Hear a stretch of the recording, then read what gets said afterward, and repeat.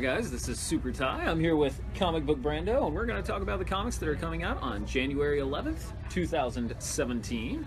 Not all of them. The hardest part of our job is picking out the ones to feature in this little soiree.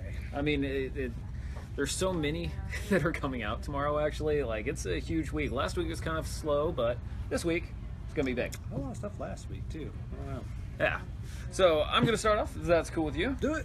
Okay. So, my first one is probably one of my favorite local writers. His name is Donny Cates, as well as Geoff Shaw's new book called God Country. This takes place out in West Texas, where I'm from. And I don't want to give away too much, except for there's about a 12-foot long sword, and a green tornado, and mayhem. That's the best way I could put it without giving away too much of anything. But the cool thing is we are having a signing with them tomorrow. That's true. Yeah. Geoff Shaw's going to be here as well. Yeah. Yeah, Donny and Geoff are both going to be here. It's going to be from 4 to 7, and it's going to be very awesome. So, if you haven't read any of Donny's other stuff, he did Interceptor for heavy metal, he did The Paybacks, he did Buzzkill. Like, he's a solid writer. The art in this is really good. Geoff Shaw is doing a really good job. I really like his scratchiness that happens in there. I'm a big fan of scratchy artwork.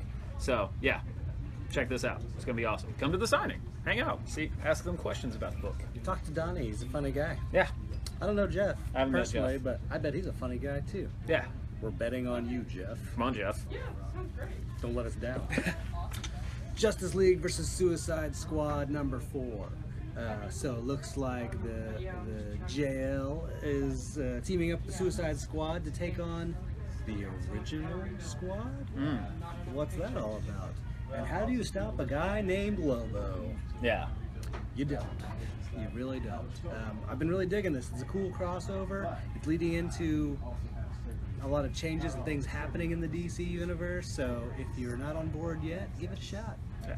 One of my favorite characters in that is Johnny Sorrow, the guy that kind of looks like Psycho Pirate. Yeah. But I was really digging the character design in him, and he's like got a cool power set and stuff. He's a peculiar character, and there's a very interesting moment with him in this. Oh, excellent. My next one is Green Valley number 4. This is the book that is not what you think it's about. It starts off very fantasy, very knights in olden times kind of thing, and each issue is just changing and changing. And this one, you finally get to see the dragon that everybody's talking about. And yeah, if you read the last issue, kind of throws some things out there. So this one is gonna get pretty hairy. Nice. Wonder Woman 14 is the finale of the Year One story by Greg Rucka. And in this, Diana takes on war. Face to face with Ares. Ares? Yep. And he's very intimidating. So check this out. Wonder Woman is awesome again. I love the Azzarello stuff. The Rucka stuff is awesome as well. So it's kind of cool to see like the new take on. Bless you. The new take on her history. So yeah, give it a look. Now I'm gonna check. Are we going right now? I believe so. Let's hang on a second, guys. I just want to make sure. So we still good. Okay. And feel free to ask us questions as we do this, and we will address them as we get them. Yeah. My next one is Aftershocks Shipwreck, Warren Ellis's book. This one is really fun because it's Warren Ellis getting to write weird stuff again. Brad S. also says, bless you. Oh, yeah. Thanks, Brad. Katie appreciates it. I lost my train of thought. Okay, so, yeah, Shipwreck, Warren Ellis. It took me a while to get what this book is about. This book is about a guy who's lost, and you don't know why he's lost, you don't know where he's lost, but this one's starting to give away some answers to it. I flipped through it, don't want to spoil anything, but when you find it out, it's pretty darn interesting, and like very hard sci-fi, you know, very like down the middle. Warren Ellis is good at bending your mind. Yeah. Yeah, and I'm loving the artwork in this. This Phil Hester artwork is very subtle. I've always been a Phil Hester fan. Yeah, I mean, like, it's very, it's just not really, you know, there aren't that many sharp lines to it, you know, it's just very, like, here, I'll bring this a little closer there to you. See, that's just nice, good, subtle work, letting the story progress as it should. dig up some of Hester's older books. They're really excellent. Like what? The Coffin. Oh yeah, I've heard of that one. I haven't read it yet though. Yeah, that was a good one. Get ready to believe what you're seeing here. Yeah, yeah. Go Power Rangers, Justice League, and the Mighty Morphin Power Rangers in one book. Aye, aye, aye. Don't do Alpha. Yeah, Alpha 5. Problems arise when Lord Zed returns. And who should come to the call but the Justice League? So it's Lord Zed is the main bad guy. Yeah. Okay, that's pretty cool. Yeah. And of course we have the superhero fight before they... Oh, the misunderstanding. Yeah, the misunderstanding. Yeah. Has a great last line. Get this book, read it, save that last line. Don't cheat and skip to the end, but that last line made me laugh. So have you seen any of the Power Rangers movie trailers or anything? I have not. I've seen the costumes because we're always looking at, like toy sort of like, examples for like carry this in 6 months. Right, so right. I know what the costumes look like, but it looks pretty interesting. I was never really a huge Power Rangers fan growing up, but like I'm gonna go see this. Oh, come on. Although and I'm just saying this because you brought up Alpha 5, he looks weird as hell in this movie. Yeah. Like his character design, it's very. Did you ever see that movie Mac and Me? yeah. Okay, the body style is kind of Mac and Me, but he still has the big like flying saucer shaped head. It's really strange. He's low budget ET. Yes, I doubt he, digs for Coca-Cola in the earth like in Mac and Me. Have you guys seen Mac and Me? Just comment here and tell us if you have, because that movie is crazy. It's not very good. The McDonald's dance-off was the weirdest part for me. That whole movie is a commercial. It's very bizarre. Yeah, yeah. They took that Reese's Pieces thing and just ran with it. Oh yeah, yeah. Man, I'm gonna have to put up some GIFs or something on my Facebook page just of the Ronald McDonald dance. Yeah, it's so weird. It is But really a weird scene. But I digress. I'm going to be going with Inhumans vs. X-Men #2. The battle is actually getting started in this one. The first one, the lines were drawn, the generals were making their plans, and now, it's coming to fisticuffsmanship. It's going to be pretty awesome. I'm really glad that also that Lionel Francis Yu is doing the interiors for it. It's been a long time since he's done interiors for Marvel, so also he does really good scratchy artwork as well, so... It looks a little less scratchy than it. I know, he's actually like mellowed out some on it, but he's still great. They gave it a hard digital inking, maybe. Yeah, so yeah, looking forward to this one. Give it a shot. Fisticuffmanship. Fisticuffsmanship, yes. That's your word. Pugilism. Your word of the week. Yeah. Gesundheit. Man, everybody's sneezing. Jessica Jones #4. The kid's stashed away. Luke Cage is pissed. The client's been murdered. What's going on? Come on, Bendis. Poor Jessica can't catch a break. And I don't think she ever will in this book. This is a great read if you love the original Alias series or if you love the TV show. Mm-hmm. I love this character and I love seeing her fraught with annoyances and misery.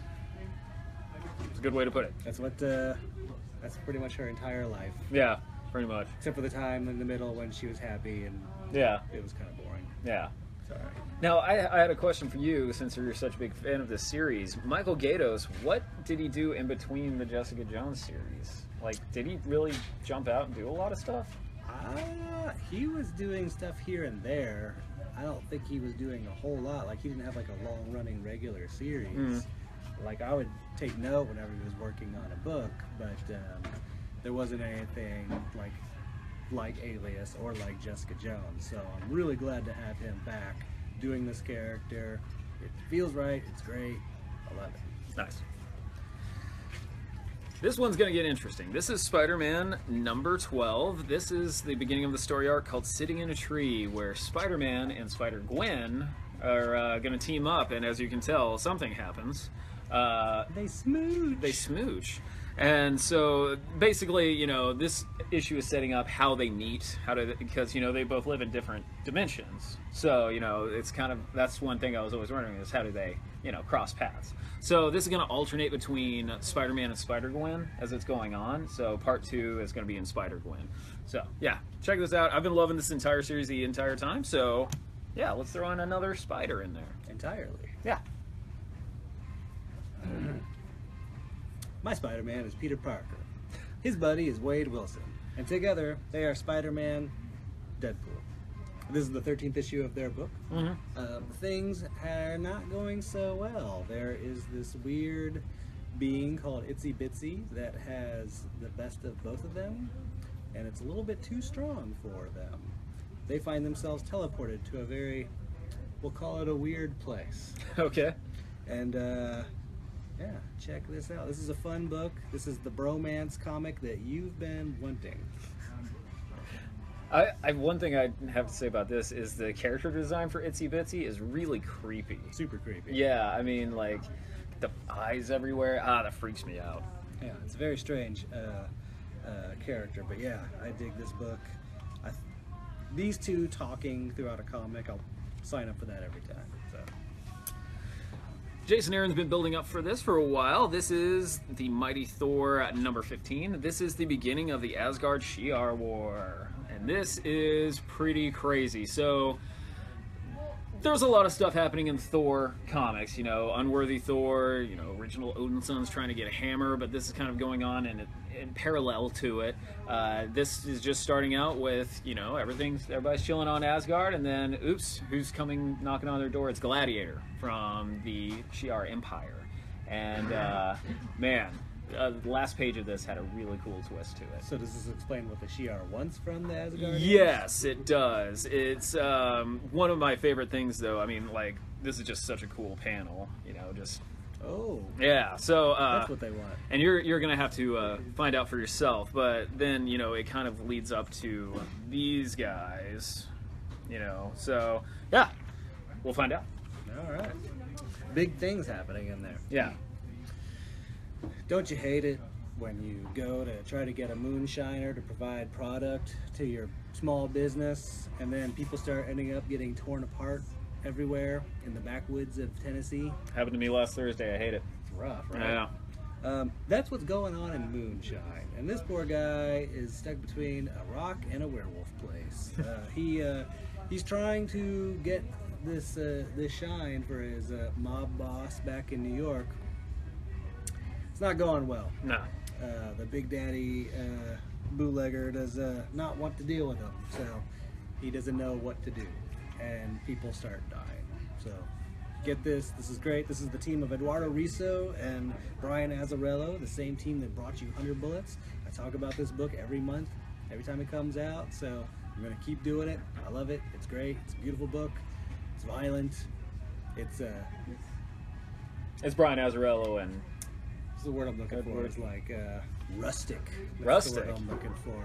1920s Prohibition style. Question for you, honest answer. Have you ever had moonshine? No, I've not had a moonshine. I have once, and only once. Yeah. It was rough. And, yeah. Yeah, it just seems like a little too strong. The only reason I had it was because it was there. I was just like, oh, okay, I'll try moonshine, and then, whew. I guess I probably would maybe try it. Yeah. But like not the kind of stuff you distill in a shed in the woods. Well, I mean, I didn't chug a glass. I just had a shot of it. But yeah, it was fun. My next one is All-Star Batman number 6, beginning of a new story arc. New artist, Jock. Jock is doing the interiors for this, which I am super stoked about. One of my favorite artists. Yeah. I love Jock's artwork. It is very, it's very Jock. That's the best way to put it. Just when you think he's just doing covers, he does interiors. Yeah. It's so good.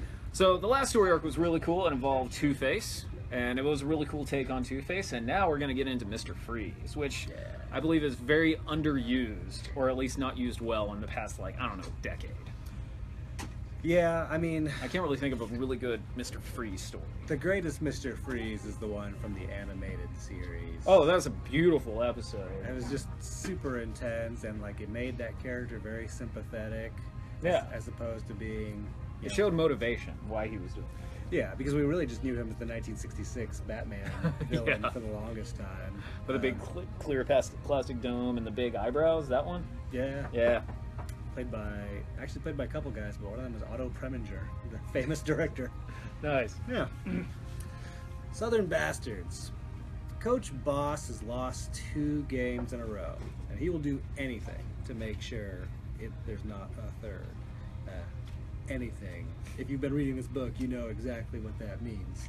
It's violent and it's crazy, and it's got shocks and surprises. It's gritty. It's just like that rustic.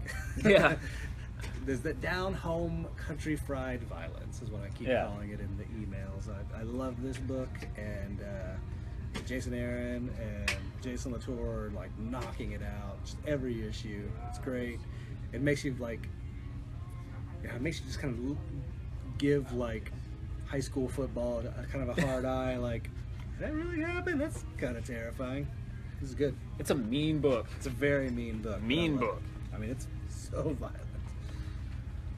So my next one is the Justice League Vixen Rebirth. This is just like a little one-shot special. She's back. She is back, and you know, it doesn't seem like something that I would pick, but I've really liked the Vixen character ever since I read Grant Morrison's Animal Man. You know, and so like That was a long time ago. it was a long time ago, but like I don't think anybody's ever really done her really, really well, like what they can really go for with this. They don't really delve into her backstory or anything. This one does. It explains, you know, how her power set works, all this stuff. You do get to see her do a flying dolphin kick, which I thought was pretty cool.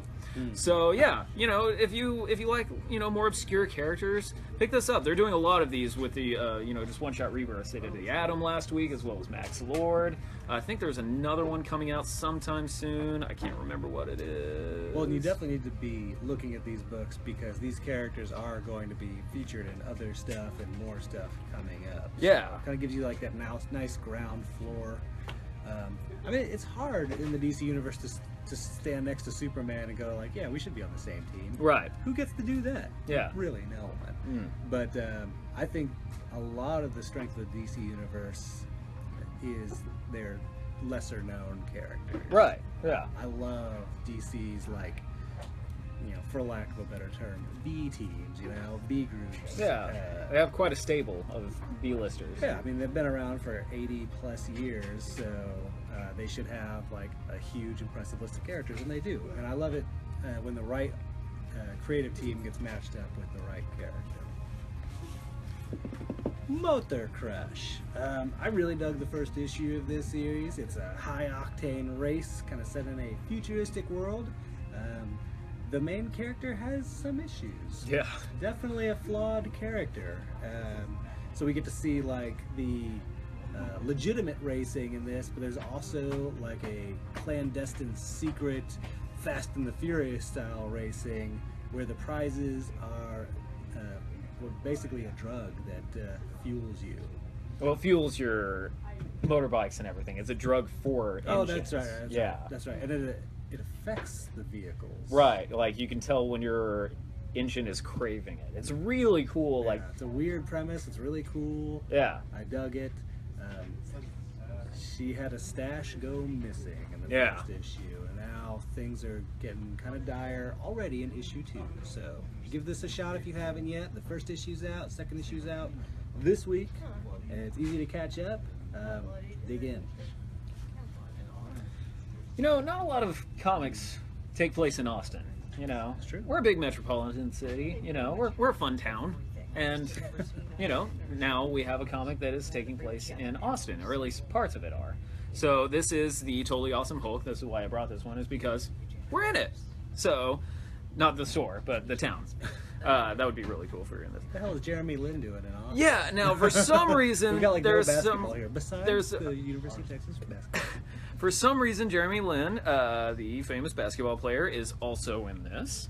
But it's really just, you know, Hulk, giant monster fights, basketball. It's almost kind of like Space Jam, because there's like other members on their team. There's a robot guy, and there's an Atlantean princess. Then they're all playing basketball, and then robots show up. But it's a fun book. That's why I like this book. It sounds pretty dire and serious. It's a very, very fun book. Ever since issue 1, it's been a really fun book, and it's leading up to a really cool story arc that's going to be coming up, where the Totally Awesome Hulk, Amadeus Cho, is going to be starting an all-Asian team, and that's going to be really cool. Like, Silk's going to be on it, Shang-Chi's coming back, which I'm totally stoked about. Oh, yeah. So, yeah. Good book. Read it. Huh.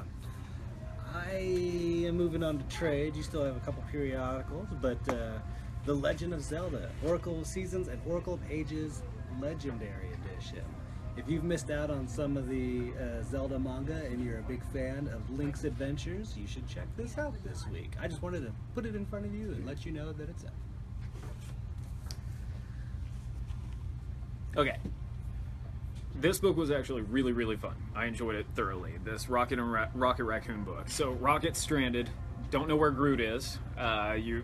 I think this week's Guardians of the Galaxy issue kind of explains where Groot is. Yeah. But this one, it's Rocket just trying to get a grasp of how our world works, and he's not doing a good job at it. Apparently, shoot first and ask questions later is not the best thing on Earth, but that's what he's used to. It's sort of a bad plan.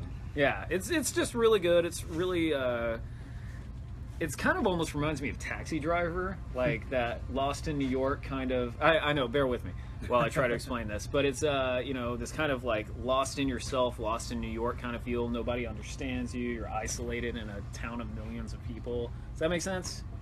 Are you talking to me? Yes, I am talking to you because you're the only one here.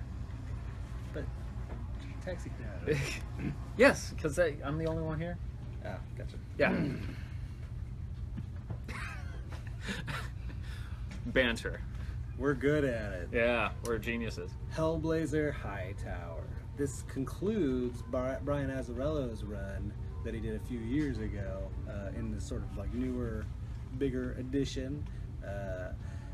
Constantine is finishing up a road trip through the American Badlands. And who else does he deal with but a bunch of white supremacists?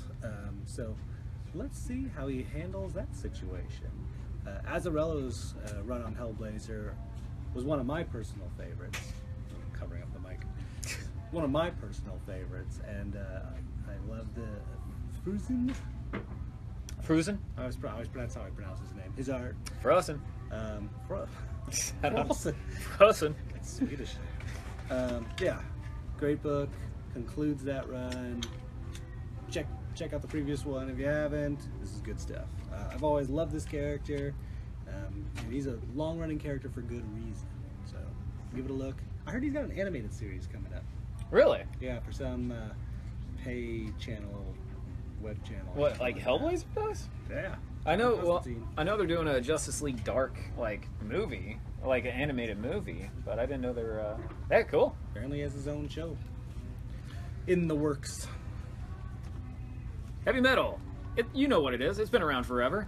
This is continuing Grant Morrison's run as editor-in-chief, and it really shows because there's some weird stuff happening in this. The very first story is called The Savage Sword of Jesus Christ, and it's Grant Morrison writing it with two of my favorite artists right now, the Mullen brothers. They've been doing that book, The Aftermath, The Big Clean, where it's very Simon Bisley kind of art. Simon Beasley type of art. But there's other really great stories in here too that I've been checking out. There's one about a tiny devil, a tiny angel, and death, and they're making the earth. And but it was really funny the way that they went for it. It was like, first we need to invent rope, and then chickens, and then they just keep like naming things off. Nice. Yeah, it's a really fun, anthology. I got to, before those started coming out at San Diego Comic-Con a couple of years ago, I got to sit in a heavy metal panel. Oh, that's cool. Morrison in it. He's talking about his goals with it. It was basically to return it to the glorious magazine that he, snuck reading at the time, where it's got, swords, boobs, Yeah. that kind of stuff. And you look through like the new issues and it's like, yep, that's like classic heavy metal. Yeah. Good job, Grant. Black Panther, Volume 2, A Nation Under Our Feet. I guess that was book 2 of that storyline. Right. Black Panther has his entire country turned against him. He's gonna need some friends. It's time for a whole new crew. Yeah, the crew is a really cool part in this book too. Yeah, so it kind of brings back that concept of him being kind of leader of a team. Yeah. That you don't get to hear about as much throughout the Marvel universe. So. And the backup stories in there are really cool too. It's also got Don McGregor, like classic Black Panther stories in it from Jungle Action. If you've never read those, they're awesome. I mean, you gotta kind of put it in the context of the time, but there was nothing like that in the 70s. So, yeah, give this a read, get some historical context, enjoy. How do I describe Prophet? Okay, so bear with me. Prophet was a book in the 90s. Stephen Platt created it? Yes. Yeah. So Platt created it, and it was one of those 90s image books of like, there's muscles and guns the size of Buicks and rah, kind of thing. And then... Impressive headgear. Yes, very impressive headgear. So... oh, man. So then, I don't know, about 4 years ago? Was it about 4, maybe 5 years ago? Something like that. Brandon Graham got a hold of it. Well, they sort of like relaunched like all these like Yeah, Glory was one of them too. Characters, Yeah. and with like sort of like indie and different kinds of creators, not Yeah. not the usual superhero, kind of creator. So Brandon Graham got a hold of it and just totally changed what the entire part of the story was about. So Prophet wakes up hundreds of years later, has all these survival tools, and he's just like, and it's just go. He just has to survive. And then more and more things happen. They are also equally weird. And is there more than one Prophet out there? Who knows? And then this it just started back up not too long ago, which was called Prophet Earth War, and this is actually the conclusion of Brandon Graham's run on it. And I need to catch up with this. I haven't got to read volume 4 of this. This is volume 5. But flipping through it, and it's sticking with it. I mean, if you know the name Brandon Graham, you know this is insane and awesome. Yeah. And well worth indulging in. It's not like the 90s series. No. Very different. But it is very awesome. It has callbacks to the 90s series, Yeah. too. That's what's really cool about it. Yeah.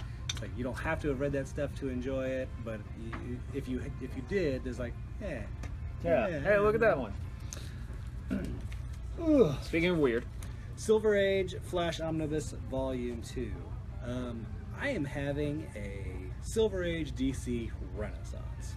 I don't know if you follow me at Comic Book Brando on Twitter, but I am posting pictures of house ads from the era. Yeah. I'm posting funny panels with commentary. A lot of that I'm posting on the Austin Books Twitter as well. But I love the Silver Age Flash. It's like probably one of the most comic booky comics of all time. Yeah. I love like sort of all the powers they make up on the fly just to Yeah. get him through a situation. And I always preferred Silver Age Marvel, and I always will. But the Silver Age DC, I've definitely become more appreciative of their sort of bizarre insanity. It's a blast. It's fun. It's super weird. But it's what our industry was built on. Yeah. So give these a read if you haven't. They're a blast. They if the hardcover format's too much for you, then they do soft covers. You just have to wait a little bit longer. They're doing a lot of the Silver Age stuff. I can't wait for Superman's girlfriend Lois Lane. Oh man. That's my new favorite comic in the past year. That book is bananas, man. It's so good. It's just insanely good. If you want to see Superman being a really big jerk, Superman's girlfriend Lois Lane and Superman's pal Jimmy Olsen. And Superman. You can really read any Superman book from that era. And it's not just him. They're all crazy jerks. Yeah, they're all kind of jerks. Lunatics in those books. That nowadays you'd look at them and go, what are you doing, you psychopath? Yeah. That's not a thing you do to get married. Okay. So on the flip side of that, DC's Rebirth. They're starting to put out the trade paperback collection. Superman and Green Arrow came out last week. This week it is Batman and Aquaman. Both awesome books. I grabbed Batman, but the Aquaman one is also probably one of my favorite ones of the Rebirth series. This is another one of my favorites because Tom King's writing it. The whole point of this, it's called I Am Gotham, is there's 2 new superheroes in Gotham, and they have Superman level powers, and Batman, being of course who he is suspicious. And the whole point is trying to figure out what they are, where they came from, what's their motivations. And man, it's a gut wrencher. There's some stuff in here that you're just like, oh god. But that's what makes it good. That's true. Feelings. Yeah. Intensity. The Million Year Picnic. One of the oddest contributors to EC Comics in the 1950s was Will Elder. He contributed a lot on Mad, but he also did a lot of the comics for the other series. And his stories always tend to be a little bit odder than the others. I love these Fantagraphics printings of the basically creator-centric stories. They take the color out. They go back to like just black and white. Mm-hmm. Because they do it on a nice sort of new, like a nice quality matte paper, newsprint style paper, and it's so good. Well, sometimes I like it better in black and white. You know, it's just the classic stuff. You get to see a lot of really cool techniques they were using. You get a lot of the detail without like some of the gaudy recoloring that some of the new stuff gets. Yeah. This also reprints like all his awesome health ads for Mad. Pretty great. So yeah, every one of these I get. I love them. The Fantagraphics collection are just like probably the best presentation of the EC, like all that output. Plus I can just, if I feel like a Graham Ingalls mood, I can grab that book. If I want to read some Harvey Kurtzman, it's right there. The greatest comic creators of all time, and they've got their own books. I was a huge fan of the miniseries, and now it's finally collected as well. This is Renato Jones, The 1%. It's basically, what if somebody gets so fed up with the 1% of the country that has all the money and decides to do something about it? And it is not pleasant at all. Like, there are some really dark things that happen in this book, but it's also kind of cathartic. You're just like, all right, you know, I may only have, you know, $120 to my name, but at least this is a little good, you know, catharsis. I think I have a little bit more than $120. It's like, did we just get a peek into your bank? No, I think that was me probably about 2 months ago. But yeah, so read this. It's really fun. It's Carrie Andrews. I don't know how to say his name. Carrie Andrews. I always pronounce it Kari. Yeah, Kaare. If you know, let us know. Yeah, let us know because. Are you out there, Kari? Can you hear me, Kari? Carrie? It's me, Care. Margaret. Yes. But yeah, it's a really super awesome book. It's. It even has these like really cool ads that make fun of other types of ads, you know, like the luxury kind of lifestyle ads, and it's very, very good, you know, poking the eye about that stuff. Nice. One of my favorite artists is Charles Vess, and there's a beautiful book this week called Walking Through the Landscape of Fairy, featuring a lot of Charles Vess artwork, beautiful fantasy scapes. Mm-hmm. Characters and woods and dragons and whatnot. Plus it includes like text and writing and poetry from Neil Gaiman, and I actually don't know too many of the names because I'm not a big fantasy person, but I love Charles Vess's artwork, so this is a little something different, a little something new. Check this out if you're a fan of his work or fantasy in general. Was he the guy that did oh, damn, that Neil Gaiman book where the star falls out of Stardust? Yes. Yeah, okay, cool. So my next one is going to be a piece of merchandise. Oh, snap. And I love these things. This is a giant reproduction of the DC Superpowers toys, the action figures. Squeeze their legs, their arms will move, or some kind of mechanism like that. Does that happen with the big one? I don't think it does. think so. I think this is more of just like a kind of like statue, kind of collectibles figure. Reproduction. Yeah. Man, he looks awesome. He looks just like that old figure did. Yeah, and it even has like the weird clip thing for the capes. Remember back then? Yeah. I had a ton of these growing up. I still have my Firestorm, which was my favorite because I was like, hey, that dude's head's on fire. But I also had the Penguin, which I don't know who thought it'd be a great idea. Just like, oh, I'm just gonna get him the Penguin for his birthday. I was like, oh, thanks. You know, need Batman or something, but whatever. Yeah, but I'm a huge fan of this whole series. I mean, they're even doing, you know, the Marvel Secret Wars figures. You know, that big, you know, Spider-Man in black costume and Captain America and stuff like that. So yeah, a little bit of nostalgia, giant sized. So, like in the 90s, the Superpowers Green Lantern figure, they called it the greatest action figure of all time. Really?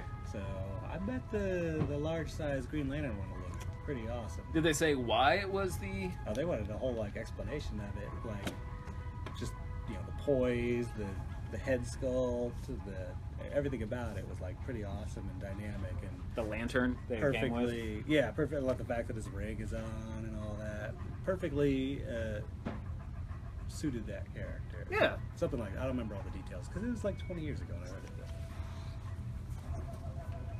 it. The Fourth Power. This is by Juan Jimenez, the writer of, the creator behind the Meta Barons. This is sort of a space opera humanoid style, so maybe amped up a little bit gritty. You got that kind of like sort of gunmetal style to it. Give a look at this. Give a look at this. Give a look at this. Give this a look. Try this out if you like sci-fi, but want something a little bit maybe harder edge than you get in Star Wars. Yeah, which I love. But yeah, this is kind of like a more harsh, adult. Okay. I'll say. Yeah, give that a look. And let me jump in here. Yeah. You do your last. My merch, because somehow we didn't time that right. Check these out. Little DC Comics bombshells. So they're little blind box, although more like blind cans, with the bombshells characters done in sort of like a chibi format. Yeah. There's 12 different characters to collect, a couple mystery ones. I love blind box figures, and I think these will be a hit. Yeah.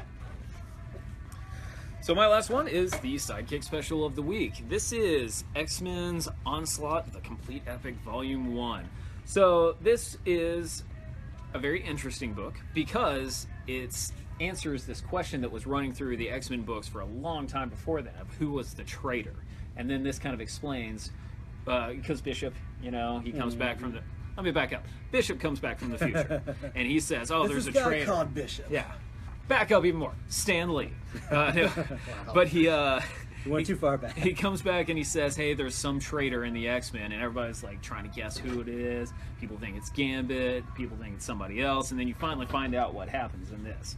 This book is very of its time. It is very bright and flashy and a lot of different crossovers and other heroes in it, but it was really fun, and it has I forget who wrote it all. There was a lot of people writing this at the same time, right? I assume Fabian Nicieza was. I just saw Mark Waid. Yeah, Mark Waid was part of it as well, and there's a lot of different issues in here, like Incredible Hulk's in here, Cable, Fantastic Four is happening. Yeah, because the early days, like, this character was like plowing through the Marvel universe. Yeah. So. It was kind of signified by this really cool thing of like who stopped the Juggernaut, which can't happen. One of my favorite things about this, it does have Noseless Wolverine. Do you remember Noseless Wolverine? Does he not have a nose? Okay, so Is it just drawn small? Okay, so Wolverine was turned into death by Apocalypse, and he got out of it and became all super feral again, and for some reason everybody drew his nose super tiny and they just called him Noseless Wolverine, and for some reason he grew fangs, lopsided fangs, like the right one was pointing up and the left one was pointed down. He had very bony claws. It was a time. It was a different time. It was a different time. It was really fun, really crazy. So this usually goes for $29.99. We're doing it for a grand total of $8. And you're getting a ton of issues in here for $8. That's a crazy bargain. Yeah, this is a nice little time capsule of the 90s comics for Marvel. Yeah, that's the way I can put it. Yeah. Yeah. So, that's that one. So, you got anything going on? Do you feel the onslaught coming? Well, wasn't he a villain in one of the Marvel vs. Capcom games? I think so. I think he was. So, that draws that in there, too. So, do you got anything going on?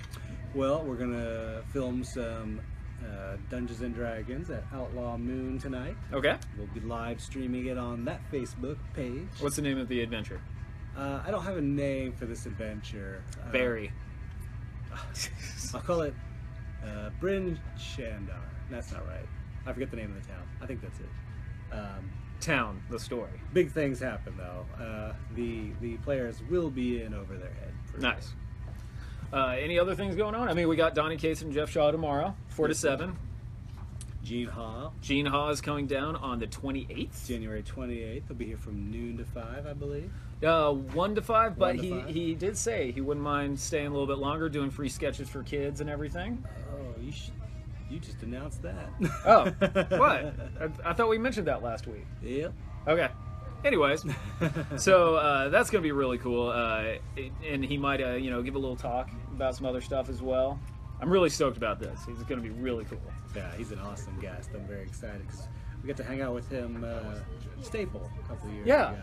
Yeah. He was on a table next of ours. He was super nice, super friendly. Just chatted with everyone who came up to him. Yeah, I really like it when, you know, famous people are just like really cool, you know, really nice. You know? It is nice. Yeah. So It works. kind of like us. We're really nice. We're not very famous. Not really famous though, but we're still nice. We are. He's nice. I'm not the most, but I'm pleasant sometimes. you're usually pretty. I'm usually pretty amicable. But anyways, you can follow me at Super Ty Denton 1. You can follow you at At Comic Book Brando, where you'll see Brainiac 5 flipping the bird. Excellent. I really want to see that. Have you not seen that? I haven't seen that one yet. It's actually my profile pic. I haven't gone on Twitter in like the past 3 days. So there you go. He won't keep up with you, but message him. I'm working on it. I'm Make working on it. Make him get on Twitter. Yeah. Sorry guys. I'm always on Twitter. You can ask me anything, and I'll answer stupid questions or answer with stupid answers. Or cool pictures of 60s DC books. 60s space teens flipping the bird. Nice. You can follow both of us at Austin Books. And I guess that's it. We'll see you guys tomorrow. And Whatever. yeah.